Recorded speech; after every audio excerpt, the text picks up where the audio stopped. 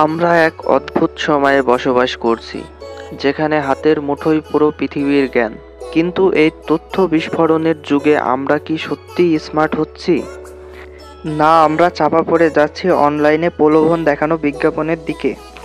এই তথ্য বিস্ফোরণের যুগে মানুষ কি না চায়, চাইলেই কি সব পাওয়া সম্ভব? অন্যের প্রলোভন দেখানো জীবনযাত্রা দেখে তার মতো হওয়া কার না শখ জাগে। কম খাটুনিতে বেশি আয় করতে সবাই চায়। কেউই চায় না যে কষ্ট করে টাকা পয়সা আয় করি। মানুষ কেন দেখানো জিনিসের প্রতি ঝোঁকে? অন্যের প্রলোভন দেখানো জিনিসের প্রতি কেন পা দেয়? আর দেবেই না কেন? মানুষ চায় শর্ট টাইমে বড়লোক হতে। তাদের এই লোভ দেখানো পথ আর আত্মবিশ্বাস এক সময় নিঃস্ব করে দেয়। বর্তমানে অনলাইনের সকল প্ল্যাটফর্মে অনলাইন জুয়ার প্রমোট করছে, যেখানে দেখানো হচ্ছে কিভাবে সহজে টাকা আয় করা যায়। তা দেখে আপনার আমার মনে একবার হলেও বলবে আমিও খেলে দেখি।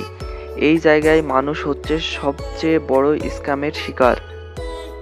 অনলাইন জুয়া 1994 সালে পৃথিবীব্যাপী সর্বপ্রথম চালু করা হয় এবং এর পরপরই 2 বছর ব্যবধানে প্রথম স্পোর্টস বেটিং 1996 সালে ইন্টারস্টক অনলাইনে খেলাধুলার উপর বাজি ধরা শুরু করে।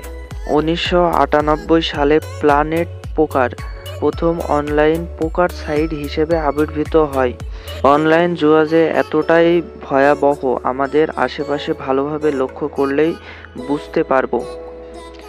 বর্তমান সময়ে অনলাইন জুয়ার বাজার মূল্য 117.5 বিলিয়ন মার্কিন ডলার।